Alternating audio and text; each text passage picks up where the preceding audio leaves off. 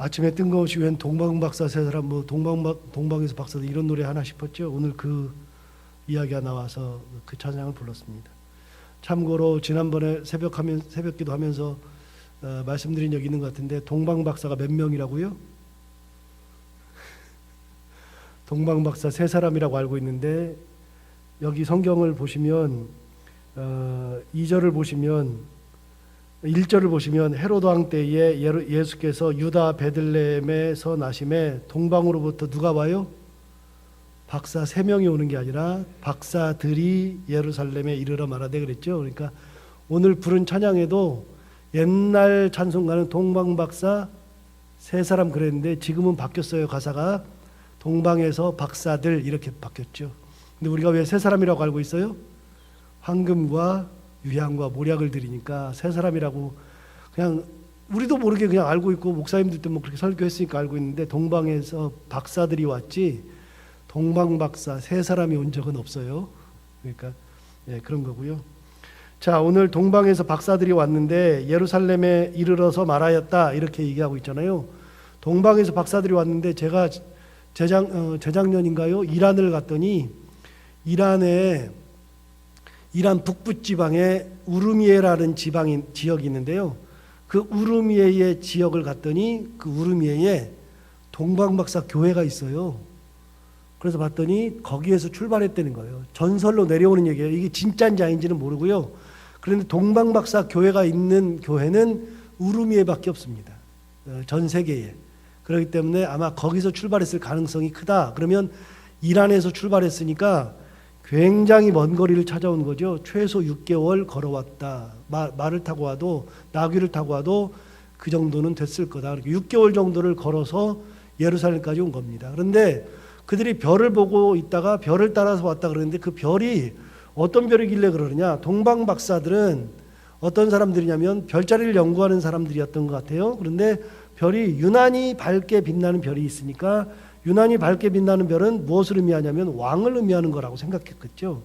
누가 얘기해 준 적이 없으니까요. 그래서 왕이 태어난 거로 생각하니까 가다 보니까 예루살렘 근처까지 온 거예요. 그 별이. 그런데 여러분 예수님께서 태어나신 곳은 예루살렘이 아니고 베들레헴이잖아요. 그런데 왜 도대체 베들레헴으로 가지 예루살렘으로 와서 예수를 찾을까 싶은데 베들레헴과 예루살렘은 붙어 있어요. 강동구랑 송파구예요. 그러니까 저 위에 별이 떠 있으니까 그 별을 보고 왔는데 그게 강동구인지 송파구인지 잘 몰라요. 비슷비슷하니까요. 그래서 분명히 그 사람들은 생각하기를 예루살렘에서 왕이 났으니까 예루살렘에서 났을 거라고 생각하고서 예루살렘으로 와서 궁에 들어오는 거예요. 왕이 어디 있느냐 물어보는 거예요. 그래서 실제로 우리가 그 성주설에 가보면 예루살렘에서 베들레헴까지는요 차로 뭐 10분도 채 안 걸려요. 금방이에요. 굉장히 가까워요. 진짜 여기서 송파구 저기 가는 것과 비슷해요. 그 정도밖에는 떨어져 있지 않아요. 굉장히 가깝거든요. 그러니까 예루살렘에 와서 왕을 찾는 장면이 나와요. 자, 2절을 보십시오. 유대인의 왕으로 나신 이가 어디 계시냐? 우리가 동방에서 그의 별을 보고 그에게 경배하러 왔노라. 그랬던데 그렇게 하니까 당연히 헤롯과 예루살렘 궁에 있는 사람들이 다 소동하는 거죠. 그래서 헤롯이 뭐 왕이 난다고? 아니 우리에게서는 왕이 난 적이 없는데 그래서 이제 박사들을 부르죠. 다른 제사장들을 부르죠. 4절 보시면 왕이 모든 대제사장과 백성의 서기관들을 모아 그리스도가 어디서 나겠느냐 물으니 이르되 유대 베들레헴이오니 이는 선지자로 이렇게 기록된 바 그랬어요. 그래서 선지자들의 기록된 거에 의하면 베들레헴에서 납니다라고 얘기했어요. 자, 6절 보세요. 또 유대 땅 베들레헴아 너는 유대 고을 중에서 가장 작지 아니하도다. 내게서 한 다스리는 자가 나와서 내 백성 이스라엘의 목자가 되리라. 그런데 여러분 기억하고서 밑에 가보시면 말씀이 어디서 나왔는지 출처가 나오죠. 미가 5장 2절에 나오는 말씀이에요. 미가서 5장 2절에 보면 이 말씀이 그대로 나와 있어요. 약간 달라졌어요. 약간 달라지긴 했으나 이 말씀이 바로 미가 5장 2절에 있는 말씀이에요. 그러니까 이 제사장들이나 서기관들은 아무튼 이스라엘의 가장 중요한 분이 태어나는데 베들레헴에서 태어난다는 것을 알고 있어요. 성경에서 이야기하는 거죠. 조금 이따가 얘기할 건데요. 마태복음의 저자는요, 의도적으로 성경 말씀을 계속 갖다 붙여요. 무슨 말이에요? 예수 그리스도의 탄생은 구약부터 예언된 탄생이었다는 것을 얘기하고 싶은 거예요. 어제도 얘기했어요. 어느 날 갑자기 예수님께서 툭 떨어져 가지고서 하나님의 아들이 인간의 아들이 된 게 아니고, 예수님은 계속해서 구약 시대의 선지자들이 이사야 선지자, 미가 선지자, 뭐 이런 선지자들이 계속 예언했던 그 일이 이루어진 거라고 얘기하는 거예요. 굉장한 의도성을 가지고 있어요. 자, 그렇게 하니까 결국은 박사들을 먼저 보내면서 어디서 났는지를 찾아라. 그러면 나한테 얘기해주면 내가 가서 경배할 거다. 그런데 거짓말이잖아요. 죽이려고 그러는 거잖아요. 그런데 보세요. 박사들이 예루살렘에 안 가고 자기 고향으로 돌아가요. 어떻게 가나 볼까요? 9절을 보십시오. 9절을 보시면 박사들이 왕의 말을 듣고 갈새 동방에서 보던 그 별이 문득 앞서 인도하여 가다가 아기 있는 곳 위에 머물러 섰어요. 머물러 서니까 10절에 그들이 별을 보고 매우 기뻐하고 기뻐하더라. 그러면서 11절에 황금과 유향을 모략을 다 드렸어요. 그런데 돌아갈 때에 어떻게 돌아갔느냐? 12절을 보십시오. 12절에 보시면 그들은 꿈에 헤로데게로 돌아가지 말라 지시하심을 받아 다른 길로 고국에 돌아가니라. 동방 박사들이 찾아올 때 그 멀리 이란에서부터 페르시아로부터 찾아올 때 그들이 꿈을 꾸어서 온 게 아니에요. 별을 봤는데 별이 너무나도 빛나는 별이야. 이 별이 대단한 별이니까 경배하기 위해서 찾아왔어요. 꿈과는 아무 상관이 없어요. 그래서 오다 보니까 예루살렘까지 왔어요. 와서 헤롯도 만났어요. 다 했는데, 그런데 헤롯이 예수 그리스도를 죽이려고 마음을 먹고서 너희가 어디서 났는지를 나한테 가르쳐주면 내가 가서 경배할 거다라고 했을 때, 나한테 와서 얘기해달라고 그랬을 때 그걸 못 가게 막으신 분이 누구예요? 꿈에 지시하심을 받았다. 그러니까 누가 못 가게 하신 거예요? 하나님께서. 하나님께서 예수 그리스도를 보호하시는 장면을 우리가 볼 수 있죠. 그러니까 예수님은 태어나면서부터 죽음의 위협 앞에 딱 서 있었어요. 그런데 헤롯이 죽이려고 했던 것을 무마시킨 분이 누구냐면 하나님이시란 얘기예요. 꿈에 나타났어요. 자, 그러고 나서 13절을 계속 볼까요? 13절. 그들이 떠난 후에 주의 사자가 요셉에게 뭐 했죠? 현몽했어요. 현몽. 어디서 많이 봤는데 이거 어디서 봤느냐? 1장 20절 보세요. 1장 20절.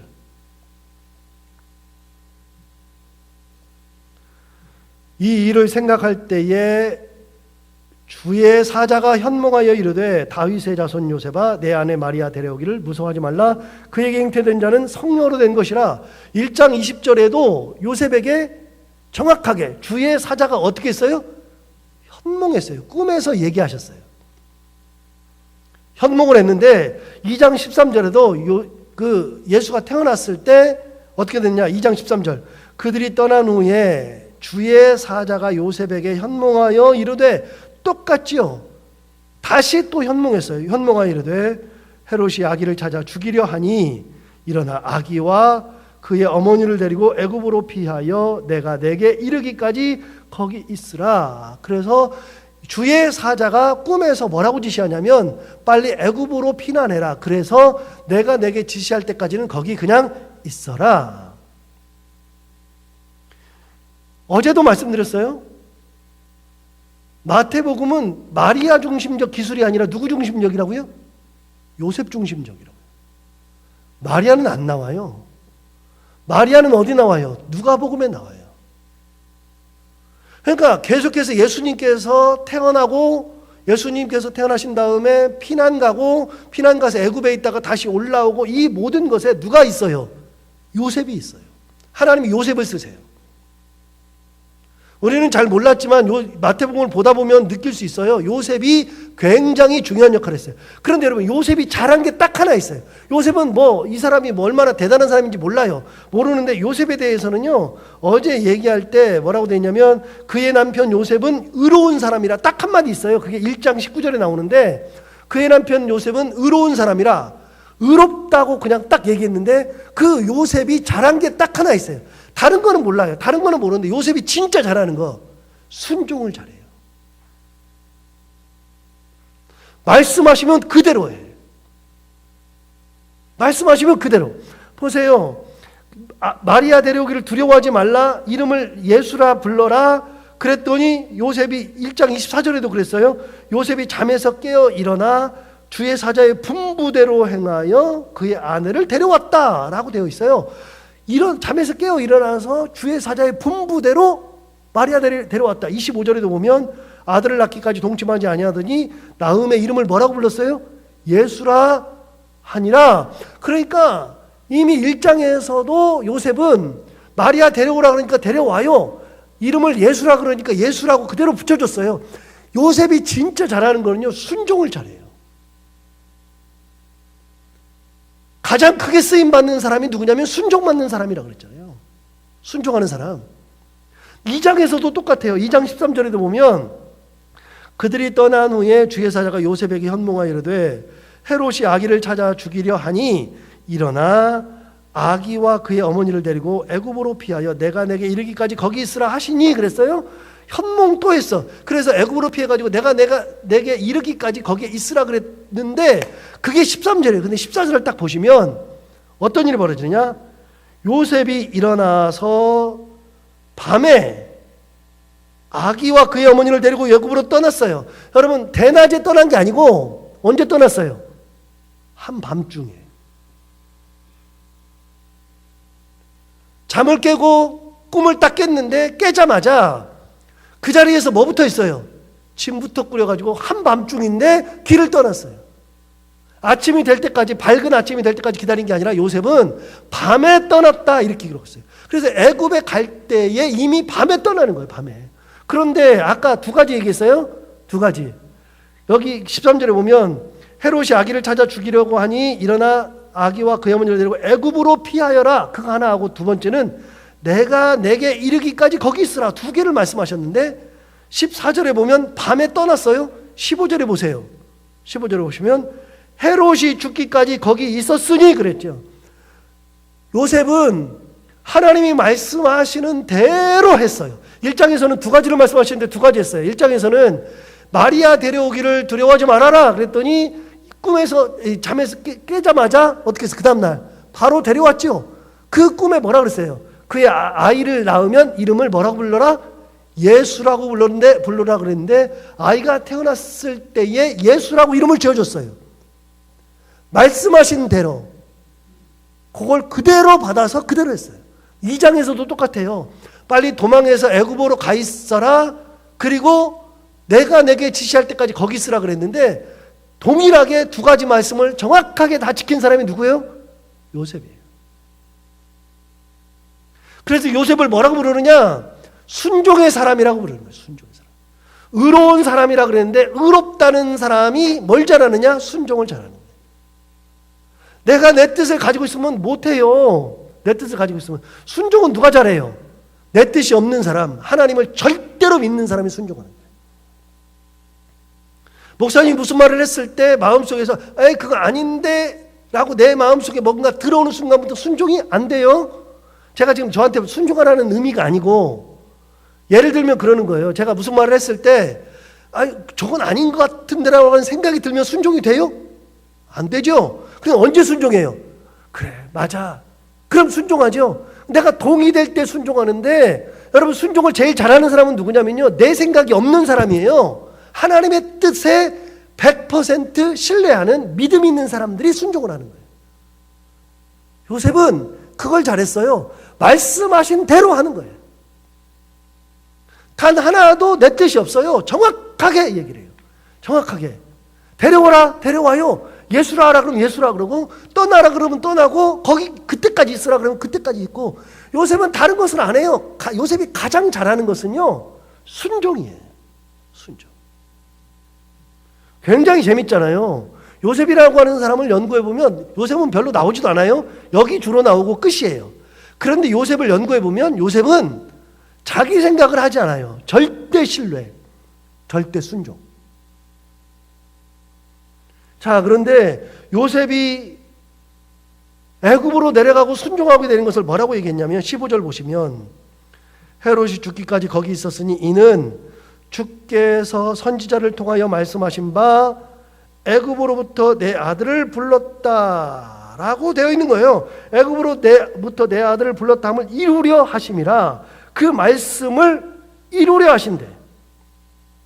그 말씀을 이루려. 그 말씀이 어디 있어요? 호세아에 있는 말씀이잖아요. 니은 보시면. 다시요. 마태복음의 저자는 끊임없이 구약 성경을 가져와요. 구약 성경을 가져오는 이유가 뭐예요? 구약의 말씀이 이루어졌다 그 말이에요. 뒤집으면 뭐예요? 구약의 말씀은 전부 다 누구를 향해 있다? 예수님을 향해 있다. 어느 날 갑자기 예수님께서 툭 튀어나온 존재가 아니다.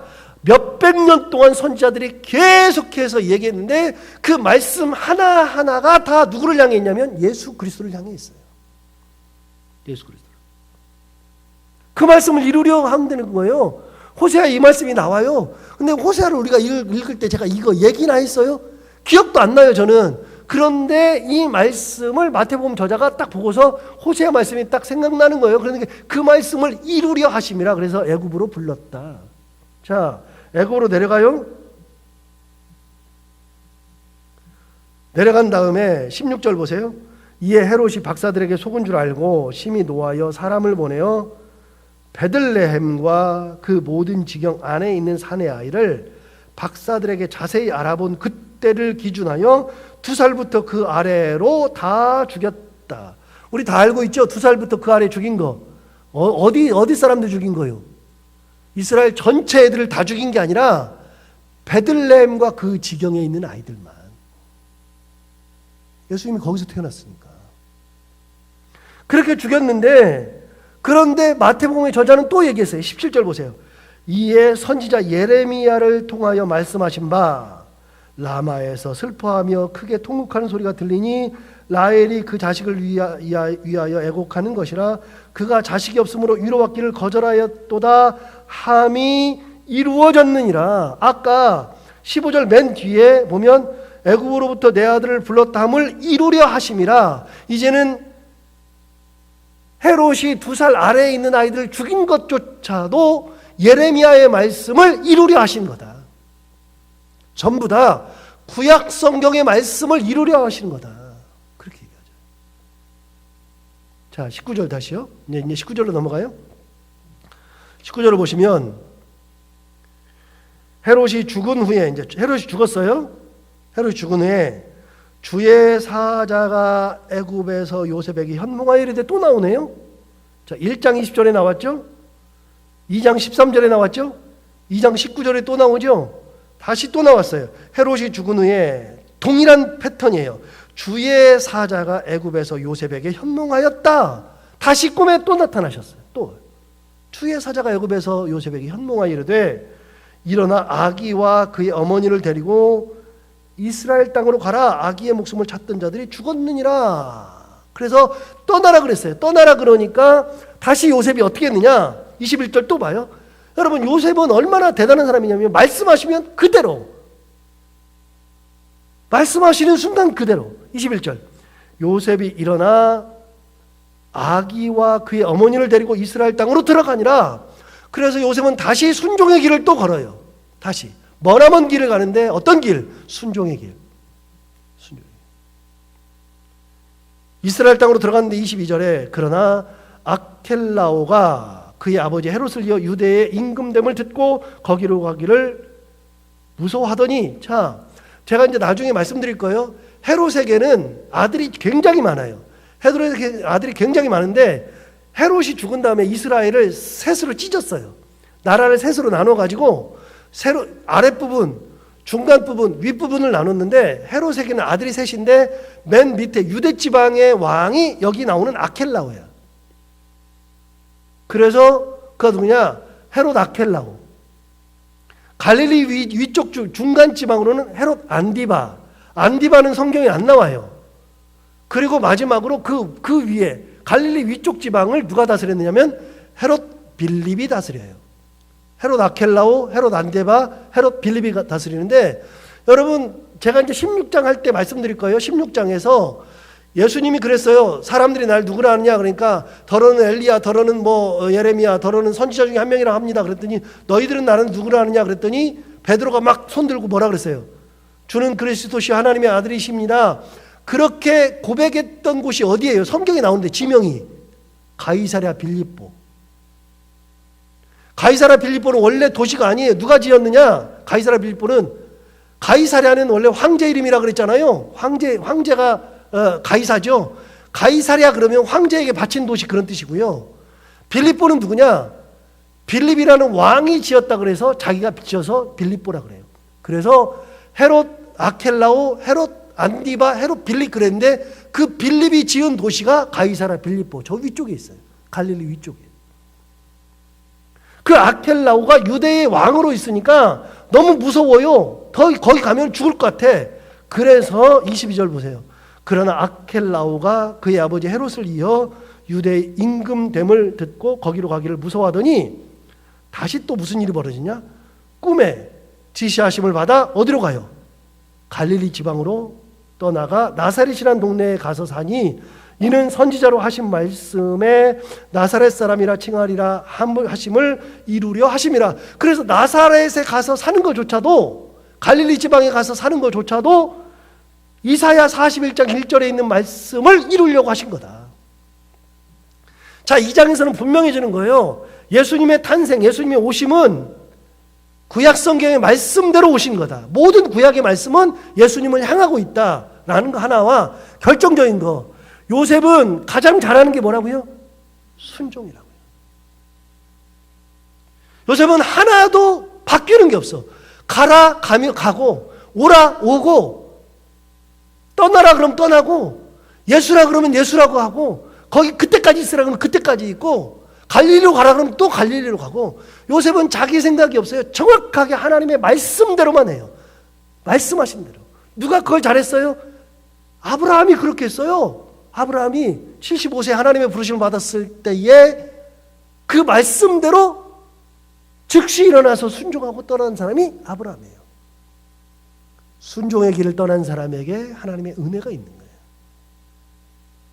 내 생각을 많이 하는 게 아니라 하나님의 뜻이 무엇인지를 묻고 하나님의 말씀하시면 그대로 살아가는 거. 그러니 인간적 기준이면은요, 막 많이 가져야 돼. 뭘 많이 해야 돼. 그런데 하나님의 기준에서는요, 그거 하나도 중요하지가 않아요.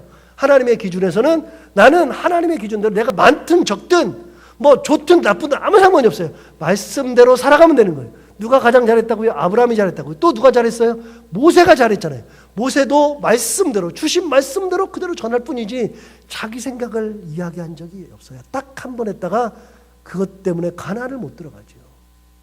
오늘 말씀을 주신 것처럼 요셉과 같이 하나님 앞에 순종하기를 결심하고 말씀을 붙들고 살기를 결심하고 그렇게 순종하며 살아가는 그런 귀한 인생들이 다 되기를 바랍니다.